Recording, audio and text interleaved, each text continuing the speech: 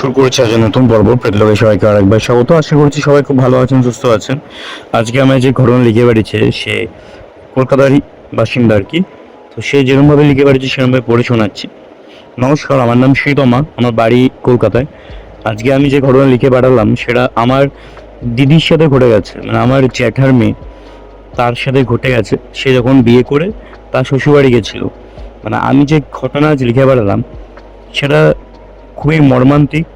এবং দিদির সাথে এই ঘটনাগুলো একদিনেই ঘটে গেছে। দিদি যেদিনকে প্রথম গেছিল সেদিনকে এত কিছু ঘটে গেছিল আর কি। তো বিষয়টা হচ্ছে, আমার দিদি ব্যাঙ্গালোরে চাকরির সূত্রে থাকতো আর কি। তো সেখানে একটা ছেলের সাথে তার আলাপ হয়, তার নাম ছিল সুশীল। সে হচ্ছে মেঘালয় রাজ্যের একটা ছোট্ট গ্রামের ছেলে। তো সে পড়াশোনা কলেজ লাইফ থেকে সে বাইরেই থাকে। তো তার জন্য সে চাকরিও বাইরেই করছে আর কি, ব্যাঙ্গালোরে। এবার ছেলেটা ছিল খুবই ভদ্র, সভ্য, নম্র। মানে একটা পারফেক্ট ছেলে যেরকম হয় ঠিক সেরকম ছিল আর কি সুশীল বলে ছেলেটা। তো সেই জন্য আমার দিদিরও খুব পছন্দ হয়েছিল সে সুশীলকে। তো প্রথমে বন্ধুত্ব, তারপর ধীরে ধীরে কথা বলতে বলতে আর কি সেটা একটা প্রেম ভালোবাসায় পরিণত হয়। 4 বছর পরে তারা ঠিক করে যে তারা দুজনে বিয়ে করবে। এবার দুজনে বাড়িতে দুজনে কথা বলে, এবং যেহেতু ছেলে ভালো, চাকরি ভালো করে, হ্যাঁ, তো সেজন্য কেউ অরাজি হয়নি, মানে সবাই রাজি হয়ে গেছিলো আর কি, আমাদের বাড়ি থেকেও এবং ছেলের বাড়ি থেকেও। এবার যেদিনকে বিয়ে হয় সেদিনকে আমাদের বাড়ি থেকে তো অনেকেই এসেছিল, কিন্তু ওদের বাড়ি থেকে কিন্তু সেরকম বিশেষ কেউ আসেনি। সে বিয়ে আমার দিদির বিয়েতে এসেছিল বলতে সুশীলের বাবা, তার ছোট ছেলে মানে সুশীলের ভাই, এবং সুশীলের মামা মামি, তার 2 ছেলে মেয়ে, এবং সুশীলের 2 বন্ধু, ব্যাস এই কজনই। ওদের নিয়ম রয়েছে যেটা আমাদের বাঙালিদের মধ্যেও রয়েছে, বিয়েতে ছেলের বিয়েতে নাকি মাদেরকে যেতে নেই, সেটা এই নিয়মটা ওদের রয়েছে। কিন্তু ওরা কিন্তু বাঙাল মানে বাঙালি না আর কি, ঠিক আছে, পুরোপুরি বাঙালি না। তো যাই হোক, বিয়ে হয়েছে, পরের দিনকে ওদের ফ্লাইট ছিল, তো ওরা সবাই ফ্লাইটে করে চলে যায়। এইবার আমার দিদিভাই এতটা বেশি এক্সাইটেড ছিল, কারণ সে ছোট থেকেই শহরে বড় হয়েছে, তার চাকরির জীবনও শহরে। কিন্তু তার যে শ্বশুরবাড়ির জীবন সেটা ছিল একটা পাহাড়ি এলাকায়, একটা পাহাড়ি গ্রাম, যেটা সবাই স্বপ্ন দেখে যে আর পাহাড়ে তার নিজস্ব বাড়ি হবে, সেটাই কিন্তু আমার দিদিভাই পেয়েছিল। এবার ফ্লাইটে গুয়াহাটি থেকে নামে, গুয়াহাটিতে, সেখান থেকে গাড়ি করে সে তাদের গ্রামের দিকে রওনা হয়, সবাই একসাথে একটা গাড়িতে। যেতে ওই বাড়িতে পৌঁছাতে পৌঁছাতে কিন্তু প্রায় সন্ধে হয়ে গেছে, সন্ধে 7টা, সাড়ে 7টা এরকম বাজে। যখন আমার দিদিভাই গাড়ি থেকে নামলো গ্রামে, তাদের গ্রামে বাড়ির সামনে, তারা দেখছে সেরকম ল্যাম্পপোস্ট বলে কিছু নেই গ্রামে, অনেক দূরে দূরে একটা করে ল্যাম্পপোস্ট, কিন্তু বাড়িটা যে তার শ্বশুর বাড়ি আর কি, সেই বাড়িতে একদম যে সদর দরজা, সেখানে 2 দিকে 2টো বড় বড় প্রদীপ জ্বলছে। এবং ওই বাড়ির আশেপাশে যতগুলো বাড়ি আছে, 4-5টা বাড়ি রয়েছে, প্রত্যেকটা বাড়িতে কিন্তু সেম সদর দরজা একদম সামনে 2 দিকে 2টো বড় বড় প্রদীপ জ্বলছে। তো বাড়িটার বর্ণনা দিলে এরকম হবে, সদর দরজা, সেখান থেকে যদি ঢোকা যায়, একটা উঠোন রয়েছে, একদম খোলা উঠোন, ছাদওয়ালা খোলা উঠোন। এইবার একদম ওই দরজার সামনাসামনি 2টো রুম রয়েছে, এবং দরজার ডান দিকে রয়েছে একটা রুম, একটা বাথরুম, আর বাঁদিকে রয়েছে একটা রুম, এবং তার পাশে একটা ছোট্ট মতো রান্নাঘর, ছোট্ট মতো মানে ভালোই বড় আর কি রান্নাঘর। আর এই হচ্ছে বাড়ির বর্ণনা, কারণ প্রত্যেকটা ঘরে কিন্তু টালি দিয়ে এবং খড় দিয়ে, সেজন্য কোনো ছাদের কোনো ব্যবস্থা নেই। কিন্তু খুবই সুন্দর একটা বাড়ি, মানে দেখে মনেই হবে না যে কোনো গ্রামের বাড়ি বা কিছু। দিদি যায়, তো দিদিকে প্রথম দিন বলা হয় যে তাকে প্রথম রাত একা একা থাকতে হবে। তো যেহেতু অচেনা জায়গা আর পাহাড়ি এলাকা, প্রথমবার, তো সেজন্য দিদি বলে যে অ্যাটলিস্ট কাউকে দিতে তার সাথে শোয়ার জন্য। সেজন্য দিদির যে মামি শাশুড়ি, তার যে মেয়ে, ছোট মেয়ে, সে আমার দিদিভাইয়ের সাথে শোয়। পরদিন সকালবেলা বলাই হয়েছিল দিদিভাইকে যে পরদিন সকালবেলা একদম ভোরবেলা উঠতে হবে, অনেক নিয়ম কানুন রয়েছে। এবার প্রথম দিন যখন দিদিভাই সেই বাড়িতে যায়, সেখানে কিন্তু ওদের ওই বাঙালিদের মতো আলতায় পা দিয়ে তারপর ছাদ দিতে ভেতরে ঢোকা, বা চালের যে কৌটো হয় সেখানে ধাক্কা মেরে ভেতরে ঢোকা, এরকম কোনো নিয়ম নেই। ও যখন বাড়িতে ওকে বরণ করা হচ্ছে এরকম ভাবে, প্রথমে তার মাথায় কপালে একটা টিপ পরানো হয় এবং তাকে প্রদীপ দিয়ে বরণ করা হয়। এবং যখন এই কাজটা তার শাশুড়ি করছিল, তখন দুই ধারে দুটো মহিলা বড় বড় হাত পাখা দিয়ে তাকে হাওয়া করছিল আর কি। তারপর ভেতরে ঢোকার পরে মানে ওই বরণ করার পর প্রদীপ দিয়ে তাকে একটা মিষ্টি জল দিয়ে তারপর ঘরে তোলা হয়। এই হচ্ছে প্রথম নিয়ম। তারপর পরদিনকে সকালবেলায় দিদি ভাই উঠে তার শাশুড়ির সাথে সে যায় এবং তারই সঙ্গে আরো কয়েকজন মহিলা ছিল, গেছিল আর কি। এবার তাদের বাড়ি থেকে বেশ খানিকটা দূরে একটা মন্দির রয়েছে, সে মন্দিরে সে যায়। মন্দিরটা বাইরে থেকে একদম ভাঙাচোরা দেখে মনে হলো, ভেতরে ঢুকলে এতটাই সুন্দর একটা মন্দির যে দেখে মনে হবে কোনো রূপকথার গল্পের কোনো মন্দির, সেই মন্দিরে চলে এসেছে। ঢুকেই প্রথমে একটা ছোট্ট সুইমিং পুল যেরকম হয় ঠিক সেরকম সুইমিং পুল, কিন্তু ওই যে জল, ওই জলটা কিন্তু একদম ন্যাচারাল জল। ওখানে নাকি যতই বৃষ্টি হয় জলের পরিমাণ বাড়ে না, এবং যতই রোদ উঠুক গরম হোক ওই জলের পরিমাণ কিন্তু শুকিয়ে যায় না, একটা সেম লেভেল অবধি জলটা সেখানে রয়েছে। এবং বছরের প্রত্যেকটা দিন 12 মাস এই সেম লেভেলে কিন্তু জল থাকে সেখানে। তো আমার দিদি ভাইয়ের শাশুড়ি তাকে বললো, আমার দিদি ভাইকে বললো যে প্রথম নিয়ম হচ্ছে এই জলের মধ্যে তোমাকে স্নান করতে হবে, ঠিক আছে? 3বার ডুব দিতে হবে জলের মধ্যে, 3বার ডুব দিয়ে সঙ্গে সঙ্গে উঠে আসতে হবে। 3বার ডুব দেওয়ার পরে কিন্তু সে জলে থাকা যাবে না। এরপরে সে জল থেকে উঠে পরিষ্কার জামা কাপড় পরে মন্দিরে ঢুকতে হবে। ঢুকে সেখানে একটা প্রদীপের স্ট্যান্ড রয়েছে, যেখানে 15খানা প্রদীপ রয়েছে। তো সেখানে প্রত্যেক কটাতে তেল ঢেলে আগুন জ্বালিয়ে ওই মাকে দেখাতে হবে। এই হচ্ছে নিয়ম। তারপর বেরিয়ে আসতে হবে। এবার সেই সময় দিদিভাই শাশুড়িকে বলে যে আপনি থাকুন, তাহলে যদি কিছু ভুল হয়ে যায়। তখন শাশুড়ি বলে যে কোনো ভুল হবে না, চিন্তা করো না, আমি বা কেউই এখানে তোমার সঙ্গে থাকতে পারবো না, তোমাকে এগুলো একাই করতে হবে, আমরা তোমার জন্য বাইরে অপেক্ষা করছি, তুমি তাড়াতাড়ি করে এসো। এবার দিদিভাই কথা মতো সেই কাজ করে। প্রথমে জলে নামে। জলে দেখার সময় যখন সে বাইরে থেকে দেখছিল, দেখে মনে হচ্ছিল প্রচন্ড ঠান্ডা জল, তার মধ্যে ভোরবেলা।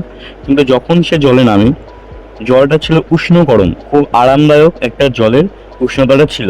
তো সেই সময় দিদি খুব মজা আসছিল, মানে ভালো একটা ঠান্ডার সময় ভোরবেলা বেশ ভালো গরম জল সে পাচ্ছিল আর কি। প্রথমে সে শুনে নিয়েছিল যে 3বার ডুব দেওয়ার পরে কিন্তু আর থাকতে পারবে না, কিন্তু 3বার যে কখন মারতে হবে সেটা কিন্তু বলেনি। তো সে প্রথমে একটু ডুব না দিয়ে একটু এদিক ওদিক করছিল জলের মধ্যে। তো প্রথমবার তার মনে হচ্ছিল যে জলটা হয়তো নিশ্চয়ই ভীষণ গভীর, সেই জন্য এটা দেখার জন্য সে প্রথমে জলের নিচে ডুব মারে। প্রথম ডুবটা মারার পরে সে দেখছে সত্যিকারেরই জলের নিচটা প্রচন্ড গভীর। কারণ যদি জলটা গভীর না হয়, সেখানে জলের নিচে মাটি রয়েছে না সিমেন্ট রয়েছে, পাথর রয়েছে, সেগুলো দেখা যায়।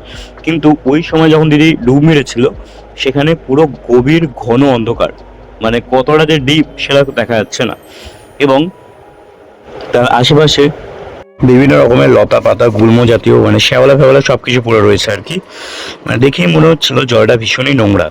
তো কিছু করার নেই, ওই জলেই ওকে স্নান করতে হবে। দিদি মাথা তোলে। এবার তারপরে সেকেন্ড ডুবটা মারার আগে সে আরও একটু সময় কাটাচ্ছিল আর কি জলের মধ্যে। তো তখন দিদির মনে হয় যে দিদির থাইয়ের পেছন দিক থেকে একদম পায়ের গোড়ালি অবধি কেউ যেন হাত বোলালো। প্রথমে দিদি অতটা বিশেষ পাত্তা দেয়নি। সেকেন্ড টাইম কিছুক্ষণ পরেই আবার তার মনে হলো অন্য একটা পায়ে সেমভাবে থাইয়ের পেছন দিক থেকে পায়ের গোড়ালি অবধি হাত বোলালো।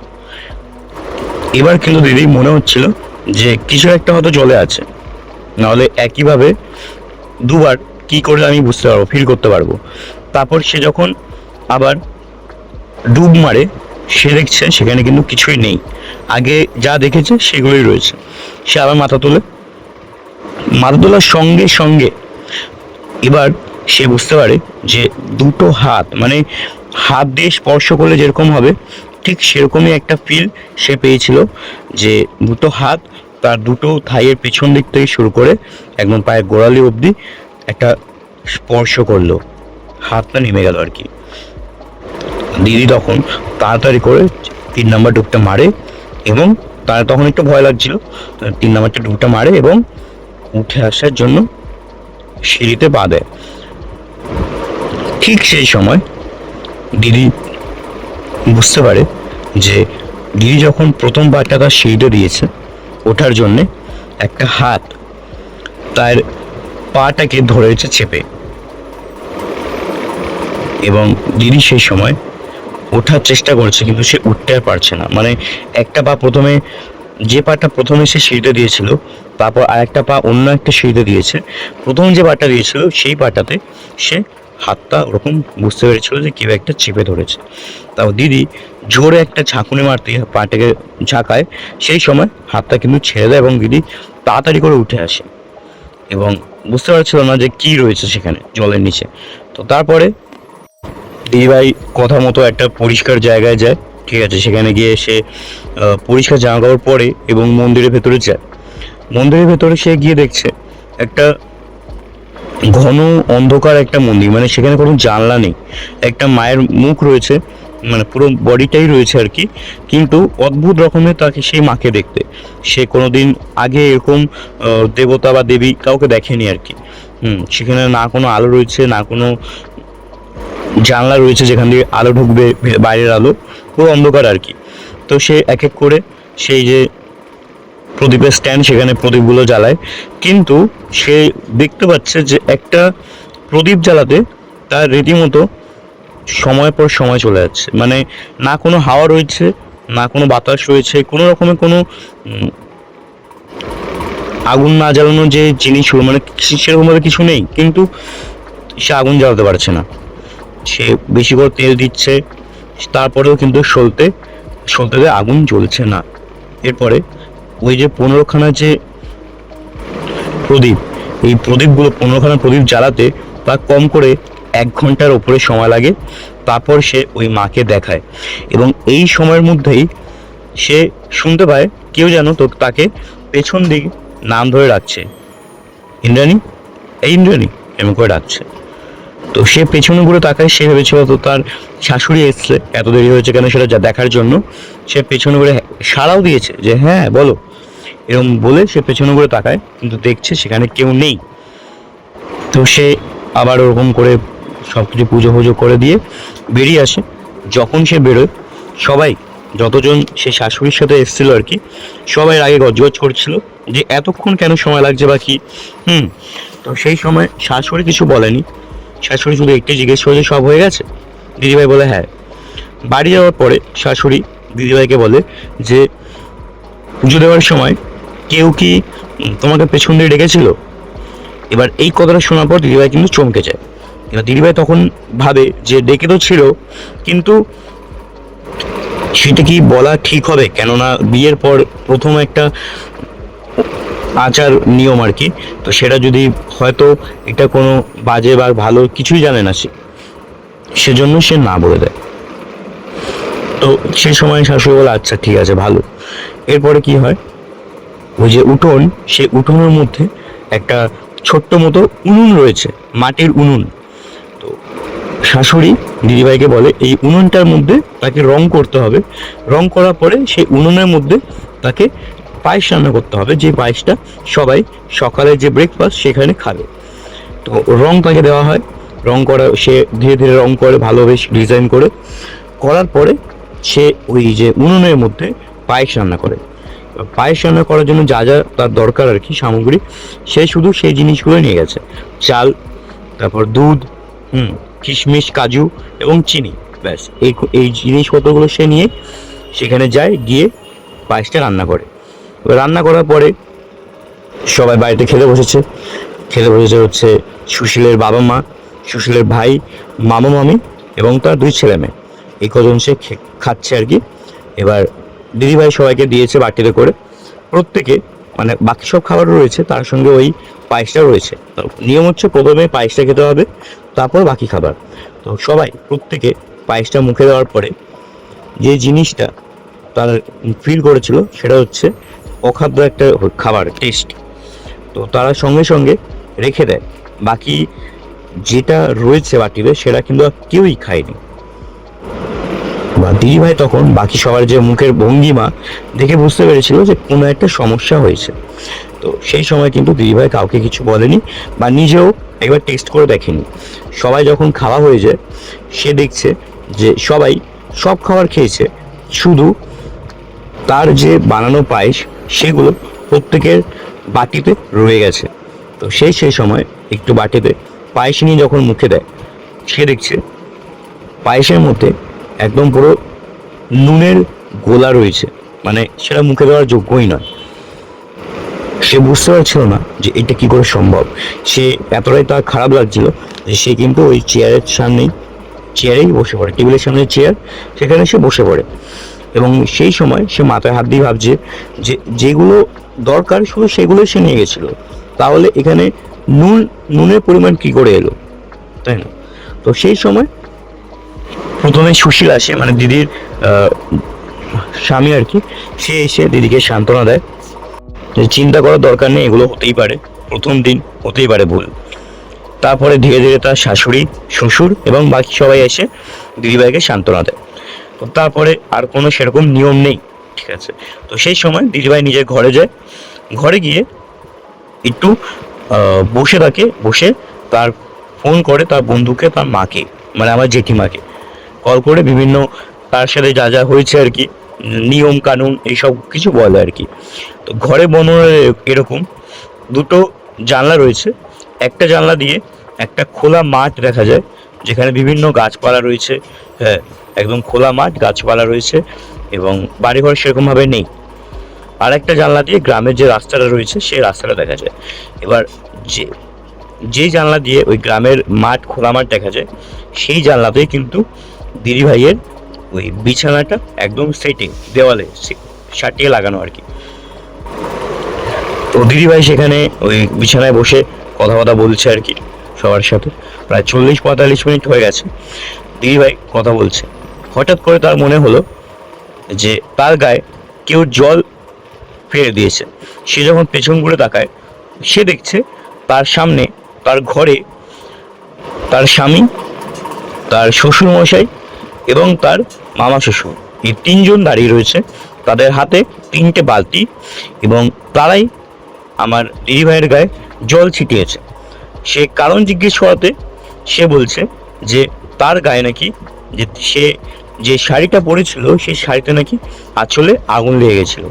এবং সেখানে শুধু তার তিনজন নয়, সবাই, মানে আমার দিদিভাইয়ের শাশুড়ি, ছোট ছেলে এবং দিদিভাইয়ের মামি শাশুড়ি, তার ছেলে মেয়ে এবং গ্রামের 2-3 জন মহিলা সেখানে ছিল আর কি। এবার বিষয়টা হচ্ছে, গ্রামে যে রাস্তাটা, সেই রাস্তাটা দিয়ে একটা মহিলা পাস করছিল যখন দিদিভাই কথা বলছিল, এবং সে দেখতে পায় যে নতুন বউয়ের শাড়ির আঁচলে আগুন লেগে রয়েছে। এবার সে তখন বাড়িতে এসে খবর দেয় এবং বাড়ির সবাই প্রথমে দিদিভাইকে দরজায় নক করে, ডাকে। কোনো সাড়া শব্দ না দেওয়াতে সে নাকি, বাকিরা সবাই আর কি, দরজা ভেঙে ঘরে ঢুকে তার গায়ে আগুন জল ছেটায়। তো আমার দিদিভাই বলছে যে আপনারা কখন থেকে ডাকছেন? তারা বলছে প্রায় 10-15 মিনিট ধরে তোমাকে ডাকা হচ্ছে। দিদিভাই বলছে এটা সম্ভব নয়, এটা হতে পারে না, আমি জাস্ট নর্মালি ফোনে কথা বলছিলাম, এতটা জোরেও আমি কারোর সাথে কথা বলিনি যে আমি আপনাদের আওয়াজ শুনতে পাবো না বা কিছু। সেই সময় বাকি সবাই বকাবকি করছে দিদিভাইকে যে বিয়ের প্রথম দিন এত ক্যাজুয়াল কি করে হলে, কি করে হবে, এইসব বলছে আর কি। তো সেই সময় আমার দিদিভাই দেখতে পায় যে রাস্তাটা দিয়ে, মানে যে জানলাটা দিয়ে গ্রামের রাস্তা দেখা যাচ্ছে, সেই জানলাটায় একটা মহিলা দাঁড়িয়ে রয়েছে। যে মহিলাটার চুলটা দুদিকে খোলা, সাদা কালো মেশানো চুল, বেশ বয়স্ক, এবং তার চোখের নিচে কালি, কপালে একটা গোল লাল টিপ, এবং সে যে শাড়িটা পরে রয়েছে সেই শাড়ির রং এবং আমার দিদিভাইয়ের রং একদম সেম। এবং তার থেকেও বড় কথা, তার গায়ে যে গয়নাগুলো রয়েছে, গলায় নেকলেস, হাতে বালা এবং কানের দুল, এই গয়নাগুলো কিন্তু একদম ডিট্টো আমার দিদিভাইয়ের মতো দেখতে। সে অদ্ভুত রকমভাবে একটা হাসি হাসছে। তার হাসিটা এতটা চওড়া ছিল যে তার মুখের প্রত্যেক কটা দাঁত সে দেখতে পাচ্ছিল। সে ওরকম করে দিদিভাইয়ের দিকে তাকিয়ে হাসছে। তার হাসিটা এটাই বোঝানোর চেষ্টা করছিল যে আমি লাগিয়েছি তোর গায়ে আগুন, এরকম একটা ব্যাপার। তো সে কিছুক্ষণের মধ্যেই কিন্তু সেখান থেকে ভ্যানিশ হয়ে যায়। সে যখন ডাকতে যায়, তার স্বামীকে বলে যে উনি কে, জানলায় দাঁড়িয়ে আছে, তখন দেখছে সেখানে কেউ নেই। তো তারপরে খাওয়া দাওয়া করা হয়, হ্যাঁ, এবং বিকেলবেলায় আমার দিদিভাই মামি শাশুড়ি এবং তার মেয়ে তিনজনে ঘুরতে বেরোয়, গ্রামটা ঘুরতে বেরোয়। তো গ্রাম ঘুরতে ঘুরতে একটা গ্রামের শেষ প্রান্তে চলে আসে, যেখানে একটা বিশাল বড় বট গাছ রয়েছে। সে বট গাছটা 100 বছরের পুরনো একটা বট গাছ, যেটা নাকি মামি শাশুড়ি আমার দিদিভাইকে বলেছিল, এবং বলেছিল যে এই বট গাছের সামনে রাত্রির 8:30 9টার পর থেকে নাকি কেউ আসে না।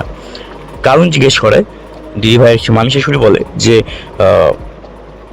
এইসব মুখে বলতে নেই এই গ্রামে, তুমি এখানে থাকতে থাকতে তুমি নিজেই বুঝতে পারবে, জানতে পারবে।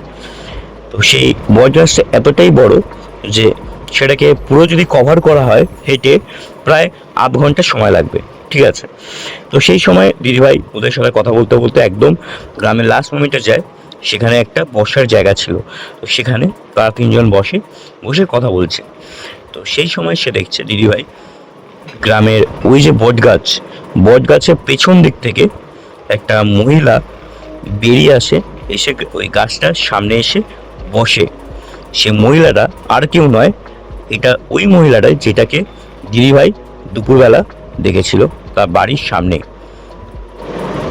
তার শরীরটা এরকম ছিল, সে একদম সেম ভাবেই কিন্তু দিদিভাইয়ের দিকে তাকিয়ে হাসছিল, কিন্তু এখন যে তার পরনের শাড়ি সেটা কিন্তু আর সেম না, এবং তার গায়ে কিন্তু কোনো গয়না নেই। সে দুটো হাঁটু এবং মাথাকে এক করে বসে রয়েছে এবং দিদিভাইয়ের দিকে এক নাগারে এক দৃষ্টিতে তাকিয়ে রয়েছে এবং অকারণে হাসছে, সেম হাসি যেরকম সে দুপুরবেলা হাসছিল। এবার কি হয়,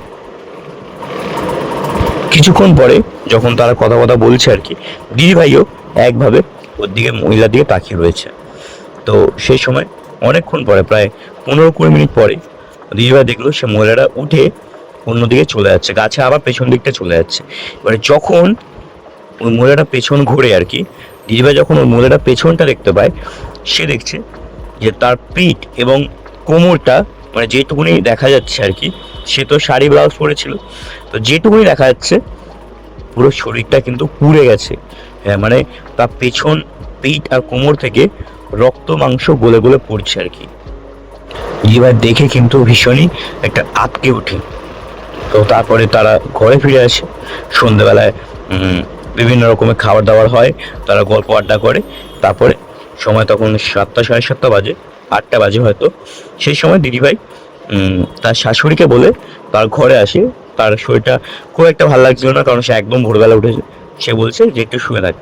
শাশুড়ি বলে যে হ্যাঁ, গিয়ে একটু শুয়ে নাও, রেস্ট করো। তো দিদিভাই নিজের ঘরে এসে শুয়েছে, জানলা খোলা, জানলা দিয়ে একদম ফুরফুর করে হাওয়া ঢুকছে। গ্রামের গ্রাম আর কি, সেখানে একদম খোলামেলা আকাশ, কোনো বাড়িঘর নেই, কিছু নেই সেরকমভাবে, অজস্র গাছপালা, ভীষণ হাওয়া আসছে। এবার সেখানকার যে জানলাগুলো, সেখানে কিন্তু কোনো গ্রিল নেই, মানে কলকাতা জানলায় যেমন গ্রিল থাকে সেরকম কোনো গ্রিল কিন্তু নেই। মানে জানলাটা যদি দুটো পাল্লা খোলা হয়, সেখানে কিন্তু একটা রোগা পাতলা মানুষ বাইরে থেকে যাওয়া আসা করতে পারবে, এরকম আর কি। তো দুটো জানলাই খোলা। এবার দিদিভাই শুয়ে রয়েছে, ঘরে লাইটটা নেভানো। শুতে কিন্তু দিদিভাই ঘুমটা প্রায় ভালোই ডিপ হয়ে গেছে। তো সেই সময় আমার দিদিভাই শুনতে পায় যে বেশ কয়েকটা গলা আমার দিদিভাইয়ের কানের সামনে ফিস ফিস করে দিদিভাইয়ের নাম নিয়ে ডাকছে, ঐন্দ্রিলা, ঐন্দ্রিলা, এই ঐন্দ্রিলা, ঐন্দ্রিলা, চল চল আমার সাথে। এমনি করে কন্টিনিউয়াসলি বিভিন্ন রকমের গলা, বয়স্ক মানুষ, মহিলা, লোক, বাচ্চা মানুষ, কম বয়সী ছেলে মেয়ে, বিভিন্ন রকমের গলায় এই আওয়াজগুলো আমার দিদিভাই শুনতে পাচ্ছিল। তো দিদিভাই যখন এই আওয়াজগুলো শুনতে পায় আর কি, জিনিসগুলো যখন আরো ডিপ হতে শুরু করে, দিদিভাই কিন্তু ধর্ম করে বিছানায় উঠে বসে। সে দেখছে ঘরটা একেবারেই অন্ধকার এবং জানলা দিয়ে বাইরের কোনো সেরকম আলো নেই, জাস্ট ওই আর কি রাতের যে অন্ধকারের যে একটা ন্যূনতম আলো থাকে সেগুলো ঘরে এসে পড়ছে। তো দিদিভাই তাড়াতাড়ি করে ঘরে বাইরে যায় এবং শাশুড়িকে গিয়ে ঘটনাটা বলে এবং সে এটাও বলে যে দুপুরবেলা তার সাথে কি হয়েছিল। সেই সময় শাশুড়ি তার ঘরে, মানে শাশুড়ির যে ঘর, তাকে সেখানে নিয়ে যায় এবং বলে একটা বিষ্ণু স্তোত্র দেয়, দিয়ে বলে যে এটা পড়তে, তাহলে তোমার মন হালকা হবে এবং মন থেকে এইসব জিনিসপত্র দূর হয়ে যাবে।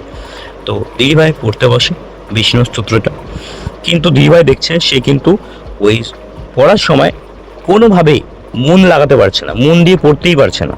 ঠিক আছে, বারবার যখনই সে পড়ার চেষ্টা করছে মন দিয়ে, বারবার হয় ওই মহিলার যে ফেস, যে হাসি তার চোখের সামনে ভেসে আসছে, না হলে কানের সামনে ইন্দ্রিয়ালা ইন্দ্রিয়ালা করে ডাক শুনতে পাচ্ছে, এরকম আর কি। প্রায় আধ ঘন্টা দিদিভাই চেষ্টা করার পরেও যখন সে না পারে না, তখন সে অধৈর্য হয়ে, বিরক্তিকর হয়ে সেখান থেকে উঠে চলে আসে। তো রাতে খাওয়া দাওয়া হয়, খেতে বসে ডিনার টেবিলে। দু গরস ভাত খেয়েছে আমার দিদিভাই, তারপরে কিন্তু দিদিভাই পেট নিয়ে, পেট চেপে আর কি বসে পড়ে। সবাই জিজ্ঞেস করছে কি হয়েছে কি হয়েছে, দিদিভাই বলছে পেট ব্যথা, অসহ্য পেটে ব্যথা। প্রথমে সে পেটটা চাপছিল আর কি, তারপর ধীরে ধীরে সে এদিক ওদিক করা শুরু করলো। তারপরে এতটাই তার পেটে ব্যথা শুরু হয় যে সে ওই চেয়ারে বসতে পারছিল না, সে রীতিমতো চেয়ার থেকে মেঝেতে পড়ে যায় এবং মেঝেতেই শুয়ে কাতরাতে শুরু করে। সেই সময় অনেক রাত, আর ওই গ্রামের মধ্যে কোথায় তাকে নিয়ে যাওয়া হবে ডাক্তারখানা। তো তাকে তার ঘরে নিয়ে যাওয়া হয়, ওষুধ দেওয়া হয়, ওষুধে কোনো কাজ হয় না। প্রায় 1 থেকে 1.5 ঘন্টা দিদিভাই ওই ব্যথায় কাতরিয়েছে। সেই সময় আমার ওই দিদিভাইয়ের যে শাশুড়ি, তিনি দিদিভাইয়ের পেটে হাত দিয়ে ওই বিষ্ণু স্তোত্র পাঠ করে।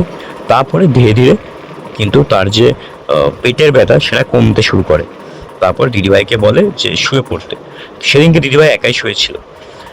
এইবার রাত্রেবেলা কি হয়, দিদিভাই শুয়ে রয়েছে, সে দেখছে যে জানলাটা তো খোলা, জানলা দিয়ে অনেক দূর থেকে একটা মহিলা এগিয়ে আসছে, অনেক দূর থেকে। তাকে প্রথমে কিন্তু তার শুধু শরীরের গঠনটা বোঝা যাচ্ছে, কিন্তু মুখটা কিন্তু বোঝা যাচ্ছে না।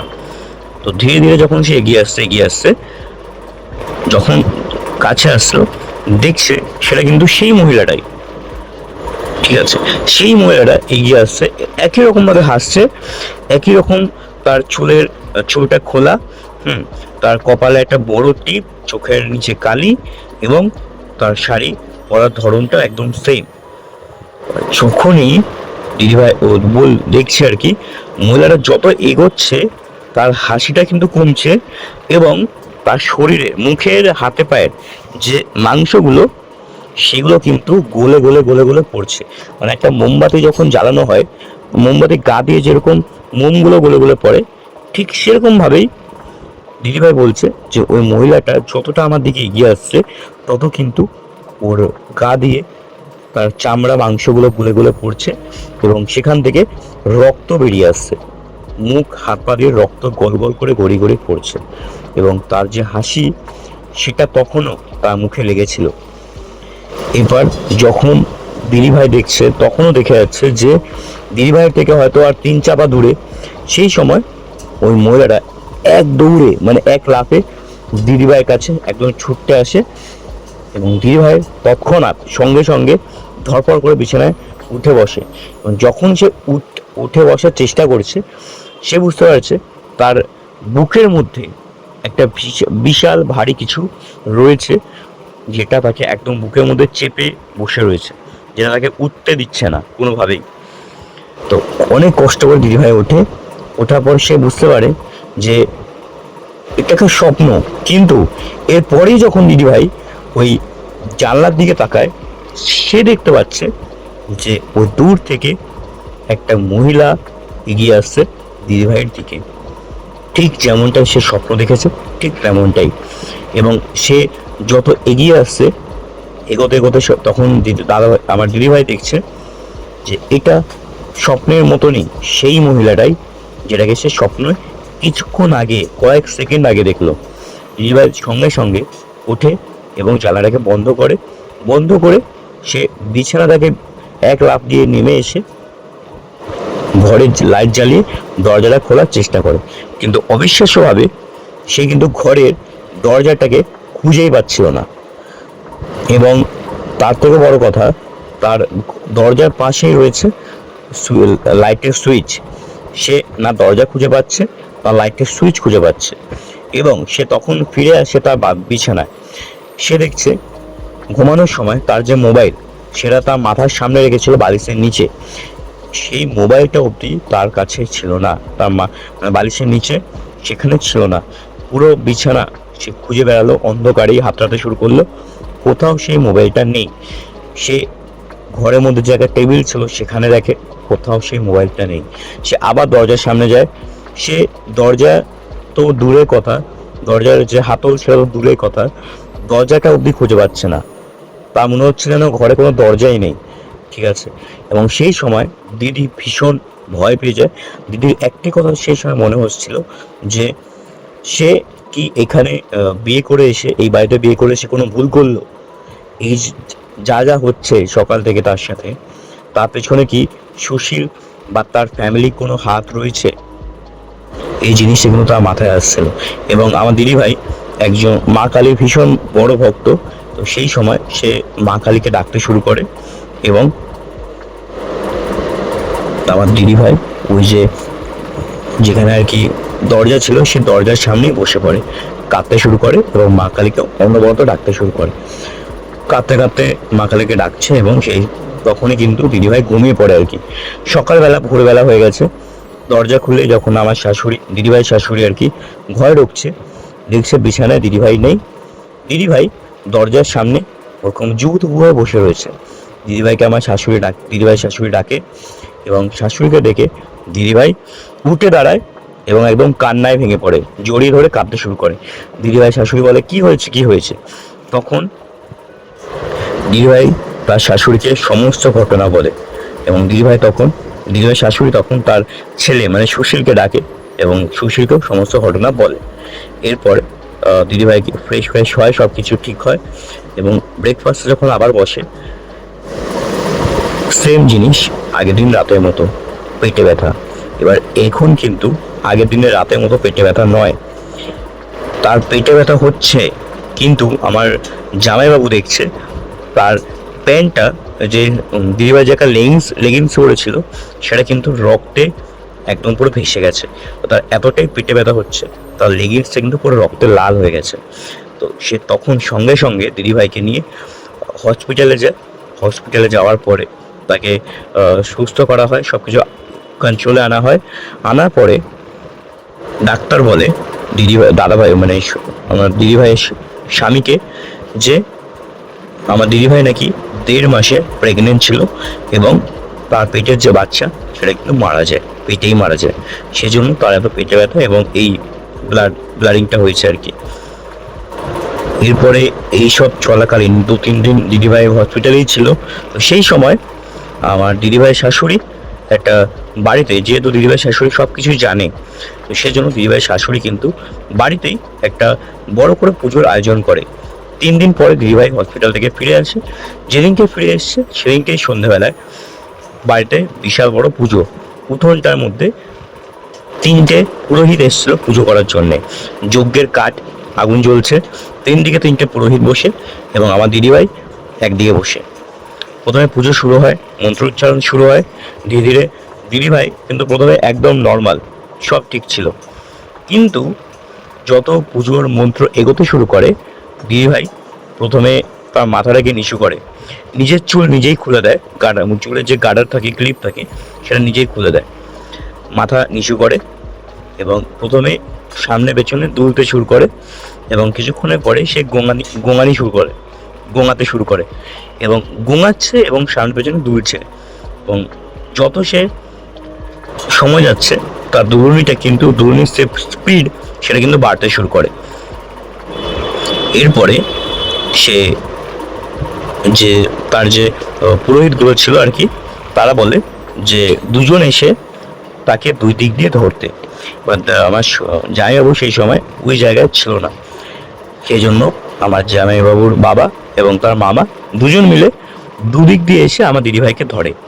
এই সময় কি হয়, যেই দিকে আমার দিদিভাইয়ের শ্বশুরমশাই ধরেছে, সেই হাতটা দিদিভাই যে একটা ঝটকা মারে, আর দিদিভাই শ্বশুর আর কি এক ঝটকায় প্রায় 7 থেকে 8 হাত দূরে গিয়ে পড়ে। এবং তৎক্ষণাৎ দিদিভাই এক লাফে, মানে যেখানে বসেছিল সেখান থেকে এক লাফে শ্বশুর মশাইয়ের উপরে গিয়ে, মানে বুকের মধ্যে গিয়ে বসে এবং তার গলা টিপে ধরে বলে, তোর মায়ের জন্য আমি মরেছি, এবার তুই মরবি, তারপরে তোর বউকে মারবো, তোর ছেলেকে মারবো, তোর ছেলে বউকে মারবো, তোর পুরো পরিবারকে আজকে আমি মেরে তারপরে আমি যাবো। এটা বলার পরে সে, সবাই দেখছে, মানে বাড়িতে যতজন ছিল সবাই অবাক। হুম, কারণ কেউই এই জিনিসটা দেখার জন্য প্রস্তুত ছিল না। মানে তোর মায়ের জন্য আমি মরেছি এই কথাটা বলার কি মানে, কেউ জানে না এই বিষয়টা। তো তারপরে কি হয়, ওই তিনজন পুরোহিত মিলে দিদিভাইকে ধরে নিয়ে এসে আবার জায়গায় বসায়, পুরো পুজো পুজো সব কিছু হয়, প্রায় 2 ঘন্টা ধরে সে পুজো হয় এবং সব শেষে যখন আগুনে লাস্ট মন্ত্রটা পড়া শুরু করে আর কি, সেই সময় দিদিভাই ওখানেই মেঝেতে আর কি অজ্ঞান হয়ে পড়ে যায় এবং তার মধ্যে যে আত্মাটা ছিল আর কি, সে আত্মাটাকে একটা বোতলের মধ্যে, একটা কাচের কৌটের মধ্যে বন্ধ করে, বন্ধ করার পরে সেটাকে রাখে পাশে।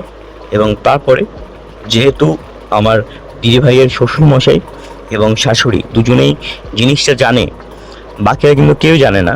তো আমার দিদিভাই মামা শ্বশুর জিজ্ঞেস করে কি হয়েছে, কি কেস, মানে বিষয়টা কি। তখন ওই তিনটে পুরোহিতের মধ্যে যে প্রধান আর কি, তিনি বলে যে আমার দিদিভাই যে শ্বশুর মশাই, তার আগের পক্ষের একটা বউ ছিল, এবার ওই আগের পক্ষের বউ কিন্তু তার কোনো বাচ্চা হতো না, তো সেজন্য তার মা আর কি, শ্বশুরের মা সব সময় আজে বাজে কথা বলতো, মানে স্থান কাল পাত্র এইসব ভুলে গিয়ে অকারণে যখন তখন আমার শ্বশুরমশাইয়ের প্রথম বউকে আর কি যা নয় তাই বলে অপমান করতো আর কি। তো এই অপমান দিনের পর দিন সহ্য করতে পারতো না এবং প্রায় 3খানা বাচ্চা আমার ওই শ্বশুরমশাইয়ের প্রথম যে বউ তার পেটের মধ্যেই মারা যায়, যেহেতু অনেক অপমান তাকে সহ্য করতে হয়েছে। তো সেই জন্য ওই শ্বশুরমশাইয়ের প্রথম বউ ঘরের মধ্যে আগুন জ্বালিয়ে নিজের গায়ে আত্মহত্যা, মানে নিজের গায়ে আগুন লাগিয়ে আত্মহত্যা করে। তো ওই থেকেই কিন্তু যখন 5-6 মাস পরে আমার শ্বশুরমশাই আবার বিয়ে করে, সেই সময় সুশীলের মা আসে বাড়িতে। সুশীলের মা যখন এসেছিল তখনও ওর সাথে সেম জিনিসগুলো হয়েছিল যেগুলো আমার দিদিভাইয়ের সাথে হয়েছে। তো আমার শ্বশুরমশাই, তার মা আর কি, সে কিন্তু এইসব আর কি যেগুলো আমার দিদিভাই শাশুড়ি জানে পুজোর দিক থেকে, ঠাকুরের বকরের দিক থেকে, সেগুলো উনিও জানতো। তো উনিও ঠিক সেইভাবে আমার দিদিভাই শাশুড়িকে ঠিক করে তুলেছে। দিদিভাই শাশুড়ি আমার দিদিভাইকে ঠিক করে তুললো। এরপরে তো সব কিছু ঠিকঠাক হয়ে যায় আর কি। ওই যে যেই কাচের বোতলটার মধ্যে ওই আত্মাটাকে মানে বাঁধা হয়, তাকে নিয়ে গিয়ে ওই যে গাছ, বট গাছ, সেটার মধ্যে ওকে বেঁধে রাখা হয়। তারপরে দিদিভাইয়ের সাথে আর কোনো সমস্যা হয়নি। বাড়িতে সবার খুব ভীষণই মন খারাপ ছিল, যেহেতু একটা বাচ্চা পেটের মধ্যে মারা যায়। কিন্তু ওই ঘটনার পরে প্রায় 2 বছর পরে আমার দিদিভাই আবার প্রেগনেন্ট হয় এবং তার বেবি হয়। তো তারপর যখন সুশীলের যে ভাই রয়েছে তার বউ যখন আসে, তার সাথে কিন্তু আর কোনো রকম কোনো অসুবিধা হয়নি, কেননা যেহেতু ওই আত্মাটাকে ওই গাছের মধ্যে বেঁধে রাখা হয়েছে, সেজন্য কোনো আর অসুবিধা হয়নি। তো এটা হচ্ছে ঘটনা। আশা করছি আপনাদের ভালো লাগলে লাইক, কমেন্ট, শেয়ার এবং সাবস্ক্রাইব করে রাখবেন এবং চ্যানেলটা আপনাদের বন্ধুবান্ধব, পরিবার, পরিচয় সবার সাথে শেয়ার করবেন। দেখা হচ্ছে পরের ভিডিও। ততদিন ভালো থাকবেন, সুস্থ থাকবেন। ধন্যবাদ।